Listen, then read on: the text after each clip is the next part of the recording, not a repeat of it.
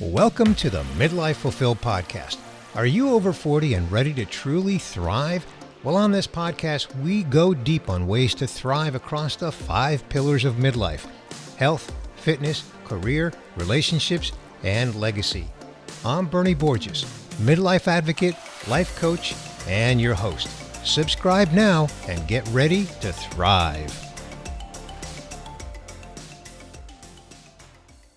Jeff Nischwitz, welcome to the Midlife Fulfilled podcast, a maximum episode.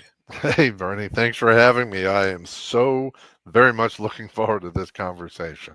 So am I. Thanks for joining me today. I appreciate it. Well, Jeff, let me give you a little bit of an introduction for my listener. I love some of the things that define your brand, your personal brand. You're known as a facilitator of truth, a snow globe shaker. For those watching on video, you can see that. And the leader of Shift. I love that. You are a man on a mission, Jeff, to help people shift how they lead and thereby shift their leadership impact. You're the founder of the Nischwitz Group, a speaking and consulting and coaching company that transforms people and organizations. And you're known for a lot of unique perspectives that challenge traditional thinking and deliver tangible shifts for leaders to grow their people, build their businesses, and of course, their relationships. And Jeff, you've authored 5 leadership and personal development books, and your most recent is Snow Globe Leadership, Shaken, Not Settled. Love that title. Want to hear more about that? And I invited you here today to discuss one of my favorite topics, legacy. Defining legacy and why it matters. And Jeff, I'll open up by saying of my 5 pillars: health, fitness, career, relationships, and legacy. Legacy is the one that I'm weakest in, and I'm working on that one.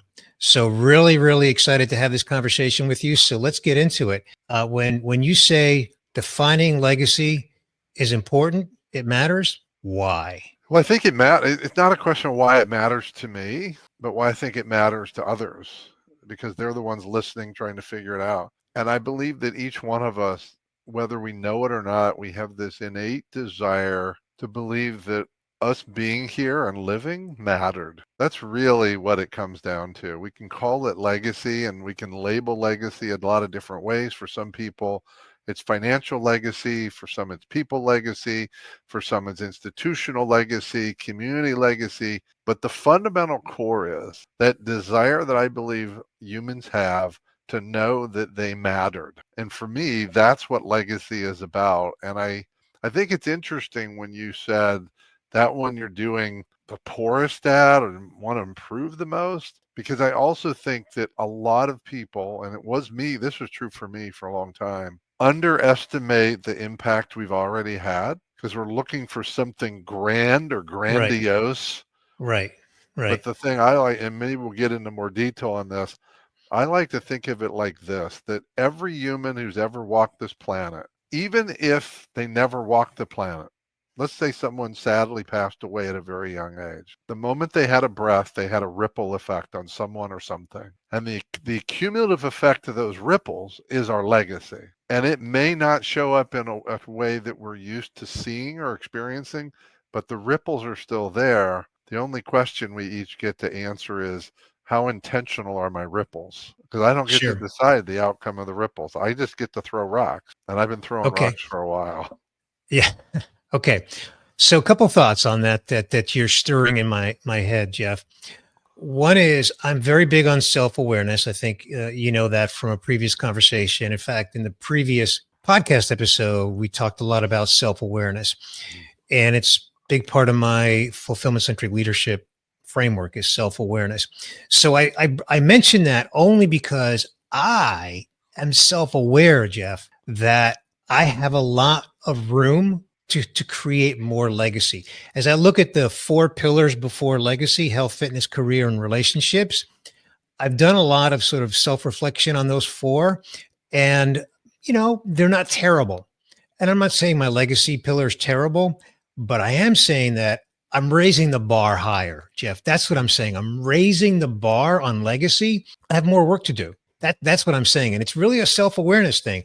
I have more work to do. That's an interesting one to be talking about this year for me because I've been told I had a big birthday last year. I, Aha. um, Okay. the system says it's a big birthday, and I say the system because as a result of that birthday, I now have a card that says my insurance comes from the government. So for those Okay. who haven't figured it out, that means I turned 65 last year. I have one of And those now cards.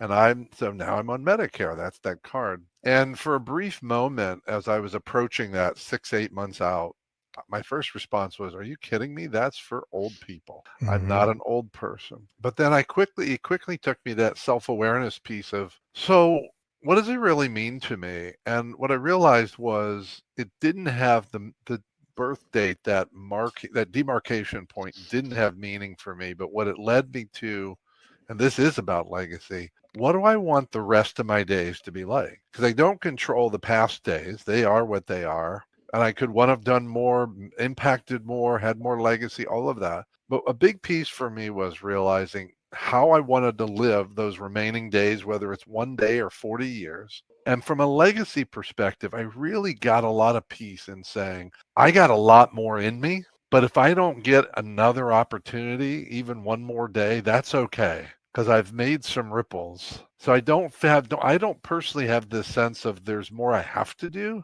There's more I plan to do if I'm given the time. Hmm. Hmm. Okay. I like that.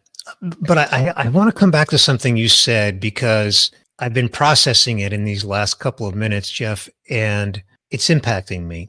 And you said that we've already had a ripple, even if we only had one breath, or as soon as we had a breath, we've had a ripple. We've impacted someone or others. And I think, from a self awareness standpoint, I think a lot of us, I'm raising my hand for those watching on video, a lot of us, me including me, don't give ourselves enough credit. Don't have that self awareness that we've already had an impact. I mean, I can just look at the fact that I've got two adult children and they have children of their own and they're happily married and they're gainfully employed. And so, there's some impact right there.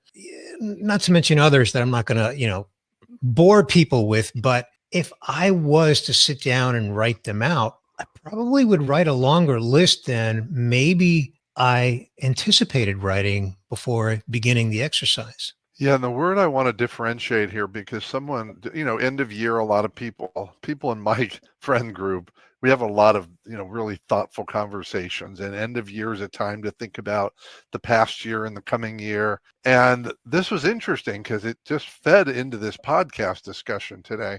A friend recently said, "What achievements in 2024 are you most proud of?" And I struggled with that because of the word achievement, because to me that's a word that I think there's a trap. I think there's a trap in that word achievement that also applies to legacy, that it's got to be this tangible thing that everybody knows about. And I do believe that some of us have that, some of us don't, frankly. But it's these little things that we don't give ourselves credit for. And a lot of times we don't know. And the invitation is to trust that when we're coming from the best place we know how, we're having ripples and impact that we don't even know about. And one last piece of that is, so that question, a friend of mine, a good friend of mine, not a great friend, but a good friend, sent me a lovely text the week of New Year's. And he just said, I was thinking about you and I realized what an impact you've had on my life. I just realized how important you are to me. And you've really supported me in this past year, especially. And I'm so excited about our growing friendship. I did not realize I was having that impact on him. And because I got asked this achievement question within a few days of that, here's how I answered it. I said, there's a number of things that I'm proud of, but the thing I think I'm most proud of in 2024 are the many ways and degrees and depth to which I loved on others, supported them, whether it was a conversation or a text or an email or something more tangible that I actually did. And that's what I mean about how every moment that we're here, we're having this possibility of impact. And the last thing I'll say is one of my practices, you talked about self awareness, is being present. And I know that when I'm really present with others, even if I'm not in their physical presence, there's a gift in that that has a massive ripple. And ultimately, these ripples accumulate into a tidal wave. And that's what allows me to look at it and say, I think I've created some legacy. And I feel compelled to share this last thing here. It's coming to me in the moment. A dear friend of mine told me when my mother passed away, he said, a lot of groups say that we die 3 deaths. One is the moment our physical body ceases to breathe and exist. The second is when we have our celebration of life or our funeral, that recognition. But here's the one. The third is the last time our name is spoken. And that feels like legacy to me. Mm-hmm. I guess people can take your name in vain for a long time, but I don't think that's what they're talking about. And I thought about that with my mom, and I think about that with people around me, and I think about that with myself. Mm-hmm. I don't think I'm going to be forgotten for a long time, and that's Yeah. legacy. Yeah. Once again, Jeff, you said a lot there that I'm reflecting on in the moment. I want to come back to one of the points you made at the beginning of that thought. And that is, we often, when we think of the past year, for example, as you said, at the end of 2024, you think about achievements. And I think we're kind of conditioned to think that way. And I love where you went with it. Instead of thinking about achievements, I read a fraction of your bio, Jeff. You've achieved a lot in your career, right? As a professional, you have a lot of achievements, but you reflected on how you loved, the impact that you had on people through loving them. And I think that's a sign of maturity. It's a sign of just being a great human being. And it's great self-awareness. And I'm just hoping that the listener, notice how I speak of the listener as an individual. I do that very intentionally, by the way. I want my listener to know that. I don't think of them as like a billion people listening. I think of one person at a time. Anyway, I digress. For the listener, that's a huge takeaway that I would encourage you to think about. What's the impact that you're having on others through who you are as a human being? Put less pressure on ourselves about our achievements. Sure, we still have those aspirations, and that's unique to each one of us, depending on where we are and what stage of life. But I love where you went with that, Jeff, and I think it's a really powerful lesson for all of us, myself included. Well, I appreciate that, Bernie, and I believe that really deeply because I've witnessed over the years in myself and in others, whether I've worked with them, known them, or friends, or even acquaintances, the pressure that we put on ourselves to create something tangible. Like even the idea, if in a traditional sense, one version of legacy is, what's your mission? What's your life mission? Are you living this mission? And I teach mission to a lot of people. And so often the thing that comes up is, I say, well, the people you're talking about are bigger than me, because you tend to talk about people that they can relate to who are on a national stage or an international stage. Say, wow, what a legacy. They go, I can't do that. But the point is, you don't have to do that. The point is, they touched lives and they did so on a certain scale. So we're talking about touching lives on whatever scale fits for you. And it's not to say play small. It's say play as big as you want, but make sure you're looking small so you can be grateful for what you have achieved while you continue to achieve more. And I'm going to use a word we don't use a lot. Bless yourself for what you've done while you challenge yourself to do even more. Mm-hmm. Yeah. Yeah. For some reason, you remind me of a dear friend of mine. His name is Steve. Actually, he's a childhood friend of mine. So he's in our same age range. So I've known him for decades and decades. And for as long as I've known him, he was not only a fan of football, not like the NFL, but like the game, the sport. So he coached football. He's been coaching football for decades. And not long ago, he told me a story about how he's heard from a few men who are probably in their 30s now, who reached out to him and just said, I just want you to know how you impacted me as a football coach. Because his approach was not just coaching the game, but coaching them as young boys, young men, and ethics and morals and approach to the game and sportsmanship and all the things that any parent would want a good coach to imbue on their child. And again, the legacy, the impact that he has had, and that he said that's just been immensely rewarding for him because it's exactly the impact he wanted to have. And for him to get that feedback unsolicited was just deeply meaningful and gratifying. It's really fascinating that that's the example you use, Bernie, because my father has a pretty incredible legacy, and he's not a perfect man, but he's accomplishment-wise, he's got some big ones, including he played Major League Baseball. He owned his own business. He founded a nonprofit that's very still making a difference. He created a lot of things that are tangible. But I think his greatest legacy is very similar because part of his life, he spent 30 years coaching college baseball. Mm. And that's the same kind of thing his players talk about and they write about, or they'll post on social media, or they'll tell me when I meet them that his truest legacy, I believe, is the impact he had on 30 years of these players. And I guess I learned something along the way because when I was a young adult,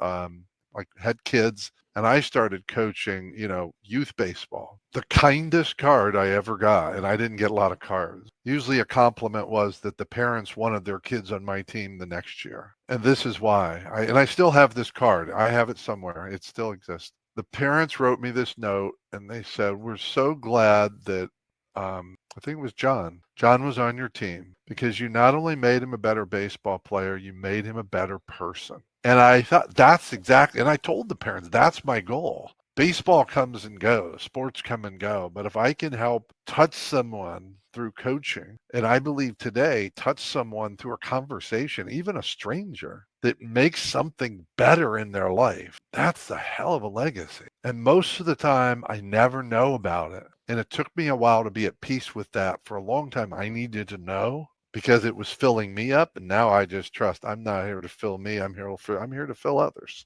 Yeah, no, that's great. So let's transition a little bit in the conversation, Jeff, and let's connect this to leadership. Um, we're both in that space, and we're both passionate about it. You've written books, you've got a whole company around it. So, how should leaders be thinking about legacy holistically, as we've been discussing? Well, it's very, very similar, actually, because the thing that I think we've forgotten about in leadership, there's a lot of things, but two big ones are one is we are still stuck in a trap that believes that the concept of leadership is about positional leadership. So when I'm out teaching leadership, writing about leadership, speaking about leadership, coaching about leadership, I'm talking about the whole person. And this phrase that I came up with is I'm talking about leadership without position or permission. The idea that everybody truly is a leader. The question is whether you choose to lead or choose not to. So part of it is getting away from this organizational positional thought about leadership. That has taken us down a road that's not serving us, our teams, or organization, or our relationships, frankly.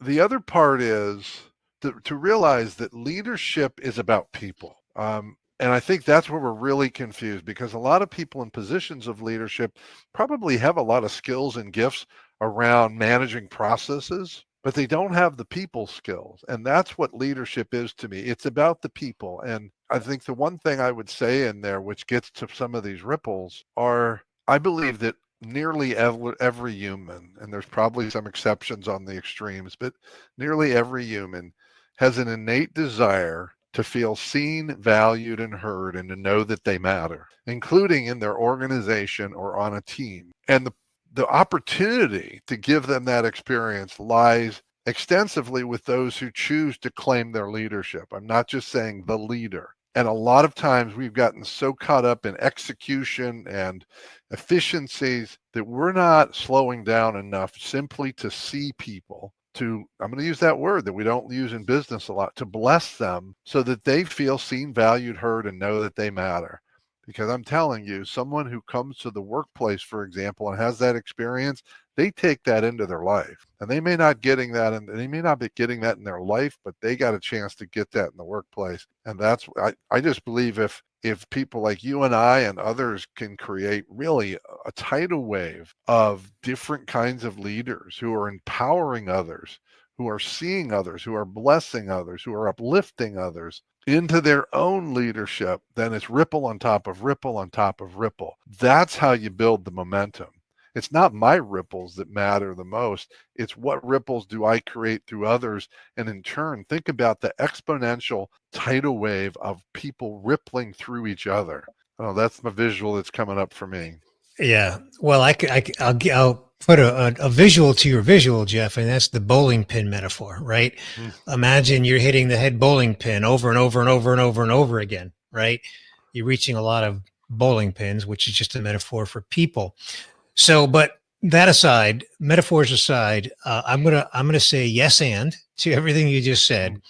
And the and that I will add is that, and I talk about this in my fulfillment centric leadership framework, and that is leaders should encourage their people to embrace leadership. Because to your point, often a lot of people don't think of themselves as leaders. They don't think of themselves as having even the opportunity to be a leader. So if you take a typical work environment where you have an individual contributor who's one of, I don't know, I'm just going to say 10 people on a team, could be 20, whatever the number is. So they may view themselves as an individual contributor, not as a leader, but the leader of that team should be encouraging their team to bring out their own leadership qualities within the context of not only their job, but just their interaction, their communication, their collaboration, their mentoring, just all aspects of interaction. And I don't think that there's enough of that in organizations where leaders are encouraging staff to be leaders, kind of redefine, expand the meaning, the definition of leadership. Amen and hallelujah. That's where I'm at too. Like I said, I called it a trap. And I think the trap is that we've got these steps. So you're an individual contributor, and then you might become a manager, and then you might become a leader. And then you've got these sayings that keep us stuck, like, oh, you got, too many cooks in the kitchen, you got too many managers. Here's what I believe. You can have too many managers, but you can never have too many leaders, because there's something different about it. It's not about those positions and responsibility and who's giving orders. That's not what it's about. Who's got each other's back? Who's lifting each other up? Who's scanning to see where the new opportunities are? How can we make things better, including amongst all of us? Let's have everybody working on those things, not just this one person who's been anointed the leader. That's decades old. Decade. We're way past Yeah. that. Yeah. Yeah. So full circle then, we began this conversation around the idea of legacy, and we had some really meaningful conversation around legacy that even just was enlightening for me, Jeff, to sort of expand my thinking of legacy and the fact that I've already had some legacy, but I'm just raising the bar individually, personally speaking. That's how I'm looking at it. But then we connected it to leadership. So maybe as we get close to wrapping here, what can we leave people with? Again, I address the individual listener, right? A listener might be a leader within an organization, or might not be, or maybe they're self-employed, literally, they're their own boss and they're not leading other people. But as we've been discussing, there are many definitions of leadership, many ways that we can be leaders in life. So, what should we encourage people to think about as a result of the things that we've discussed here today? I think the thing that comes to me, and we brushed by a couple things, but one of the things that really changed my life in the last 15 years is I didn't even realize it. And so maybe this is something I'm sharing that others didn't realize. I never thought about that. But I was living my life without a clear mission, without a sense of a clear purpose, other than something really generic, like I want to be a good person, and without core values. And those sound like corporate terms, but they apply to each one of us. I now, through a lot of different iterations, I have a personal mission. My personal mission, I'm going to just share it with you because it's evolved over the years. My personal mission is to create a world of hope, safety, and healing by modeling vulnerability, transparency, and unconditional love, which is non-judgment. And every day I look through a lens and say, how did I do on that today? Or if I'm making a decision, I go, okay, so what decision best aligns with my mission? I have 5 core values. You talked about your pillars. I have 5 core values that are part of my how I review my day, and also how I make decisions. So I would encourage people to do a couple things. One is give some thought to what is your mission. And it doesn't have to be, I'm going to go change the world, but what kind of person are you going to show up to be in your day-to-day interaction? If you don't have core values, spend some time thinking about what are your core values that drive your decisions. And then the one other thing I'd share, because it comes up so often, is I have a lot of philosophies. Some are borrowed, some are my own, some are adapted. But the one that I believe has most informed my leadership and has the most impact on my day to day and therefore on my legacy through those ripples is empowering each one of us through our choices. We live in a highly victimized culture and we don't even realize it. Too often we're blaming circumstances and other people for what's happened. And what I believe is that in every situation, 1000%, I always have a choice. I may not like the choices. They may not be easy choices, but I have choices. And to me, that is so empowering. So I never feel like I don't have what I need. What's the choice I'm going to make? How am I going to respond to this? What am I going to do? What am I going to think? What am I going to say? What am I not going to say? So I would encourage people to think about the power of having choices, even though your choices are different than mine and vice versa and everybody. But even though we have different choices, we all have unlimited choices. And that's what makes the difference every day. And nobody can take my choices away, but I can surrender them. So mission, purpose, core values, and embrace the power of choices every day. Wow, you said a lot there. You said a lot. So I'll give one remark, and then I'll invite you to share with us where people can connect with you and get into your world. In terms of mission and purpose, I share the fact that I've spent many decades of my life without one, just kind of doing life, just the motions, the obvious things, raising the family, bringing in a paycheck to pay the mortgage and put food on the table, etc. But I'm at a point in my life where I recently, I don't know if you saw that I posted on LinkedIn, my BHAG. BHAG is an acronym. I know you know what it means, but I'll share it for the listener. My big, hairy, audacious goal. That's what BHAG is. It's an acronym for big, hairy, audacious goal. My BHAG is to reach 3 billion people with the message of fulfillment through the 5 pillars, because I think it makes it more manageable for people.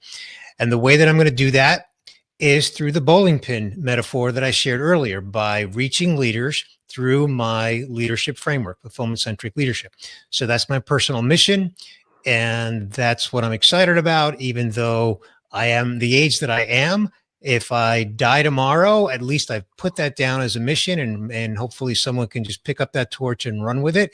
Kind of like Joshua did after Moses, didn't quite make it to the promised land, Yeah. Anyway, just so much there, Jeff. And I'll tell you what, we're going to continue the conversation outside the recording. But what I want to do is just invite you to share with the listener a little bit about where they can connect with you, anything you've got going on that you want to mention, and just share that with us. Well, yeah, thank you, Bernie. Thanks again for having me here today for this really intimate, open conversation. Luckily, my name is so different that it's easy to find me. If you've got my last name, I'm easy because it's Nischwitz, Jeff Nischwitz. I'm like on the first 20 pages when you Google that.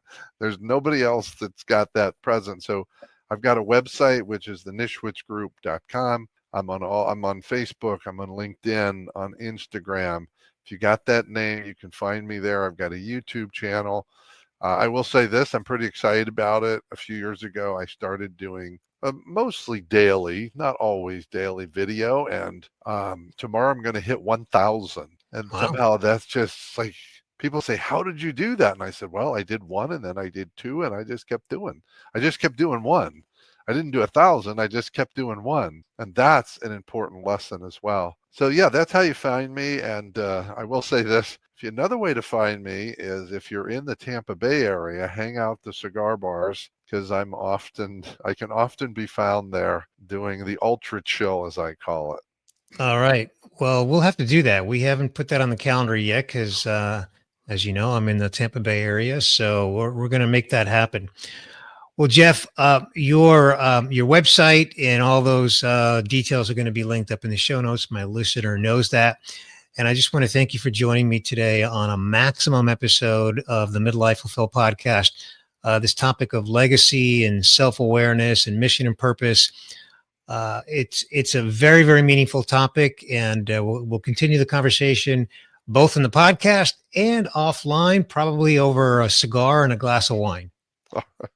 Thanks, Bernie. Thanks, Jeff.